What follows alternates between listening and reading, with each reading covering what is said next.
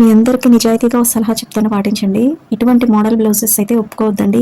మీరు ఒప్పుకునే మోడలు మీకు బాగా స్ట్రెస్ ఇవ్వకుండానే ఉండాలండి. మన ఆరోగ్యం కూడా చాలా ఇంపార్టెంట్ కదా. ఈ నెక్ రౌండ్ పూసలన్నీ కుట్టడానికి నాకు 1 అవర్ పట్టిందండి. హెమ్మింగ్ చేసేవాళ్ళు ఒక్కొక్కసారి ఒప్పుకోరు. వాళ్ళకి మన బ్లౌజులే కాక వేరే వాళ్ళ బ్లౌజెస్ కూడా ఉంటాయి. అందులోనూ రిస్క్గా ఉండేవి కొంతమంది రావని చెప్పేస్తారండి. సో ఒక రోజంతా ఈ బ్లౌజ్తోనే సరిపోయింది నాకు. ఈ బ్లౌజ్ కుట్టే టైంలో 5 థ్రెడ్ పైపింగ్ లైనింగ్ బ్లౌజెస్ కుట్టుకోవచ్చండి. అంత టైం అయితే పట్టింది.